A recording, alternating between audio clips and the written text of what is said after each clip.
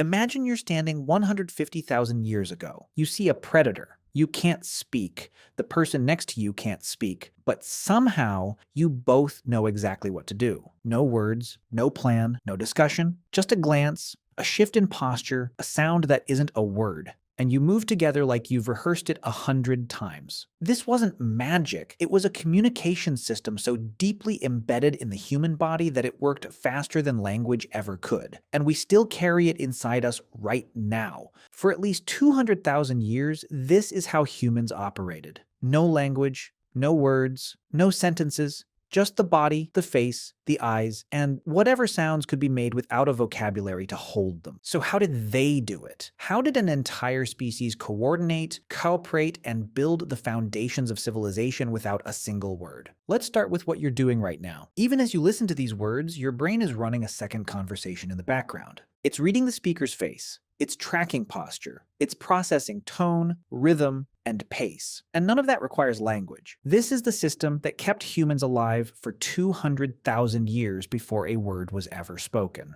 In the 1960s, a psychologist named Paul Ekman began traveling to remote parts of the world to study something most scientists had ignored. He visited the four people in Papua New Guinea, an isolated highland tribe that had almost no contact with the outside world. No television, no movies, no exposure to Western facial expressions. He showed them photographs of people expressing specific emotion: happiness, fear, anger, disgust, sadness. And the four people identified every single one correctly. Not mostly, everyone. A tribe that had never seen a Western face, never been taught what an expression meant, matched the emotional reading of people on the other side of the planet with near-perfect accuracy. Aikman's conclusion was controversial at the time, but it's now widely accepted. Facial expressions are not learned. They are not cultural. They are hardwired into the human species. They predate language by 100,000 of years. Before your ancestors could say, "I'm scared," their face already said it for them. Before they could say, "I'm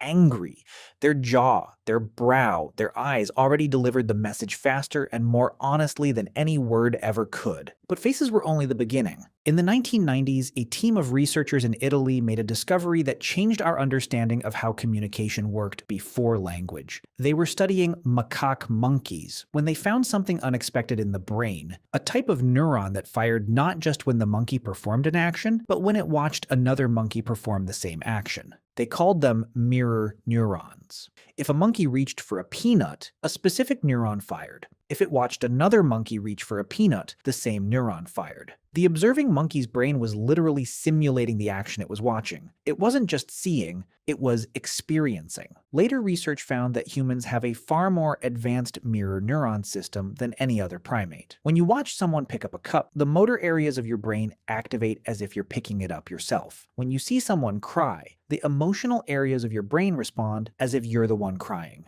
This isn't metaphor, this is neurology. Before language, this system was the primary way humans understood each other. You didn't need to explain that you were tired. Your body told the story. You didn't need to describe danger. Your posture, your breathing, your movement patterns transmitted the information before any conscious thought could form. Now look at our closest relatives. Chimpanzees and bonobos use gestures far more than vocalizations to communicate intentionally. Researchers have documented over 60 distinct gestures in wild chimpanzee populations. A raised hand means stop. An extended arm means follow me. A slow reach means let's make peace. Each gesture is intentional, directed at a specific individual, and produces a predictable response. And here's what's critical. These gestures are flexible. The same gesture can mean different things in different contexts. A reach toward another chimp can mean give me that food, or help me, or come here. The meaning depends on context, relationship, and what happened just before. That's not primitive. That's sophisticated. That's closer to how language actually works than most people realize.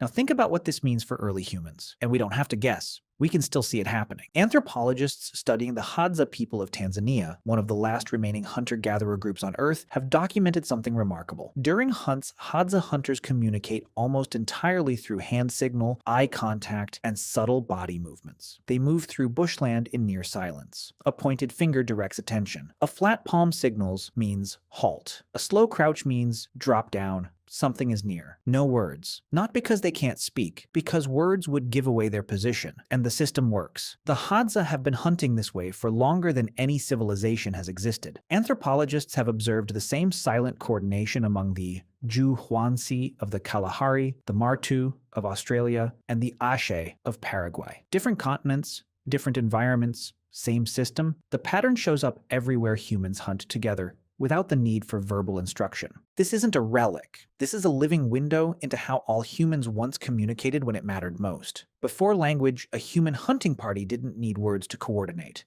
A hand signal could direct attention. A shift in body position could indicate, move this way. A specific look could say, stop. Something's there. And the mirror neuron system in every person watching would simulate the meaning instantly. This wasn't a crude backup system. For 200,000 years, it was the only system. And it worked well enough to get humans across continents, through ice ages, and to the top of every food chain on Earth. But here's what's fascinating. When language finally arrived, roughly 100,000 years ago, it didn't replace nonverbal communication. It was built on top of it. Language didn't make the old system obsolete, it added a layer. And that layer came with something the old system never had: ambiguity. Nonverbal communication is hard to fake. Your face leaks emotions you're trying to hide. Your body tenses when you're lying. Your voice shifts pitch when you're uncertain. The old system was honest because the body doesn't know how to lie. Words changed that. Words can say anything. Words can describe what isn't there. Words can promise what won't be delivered. For the first time in human history,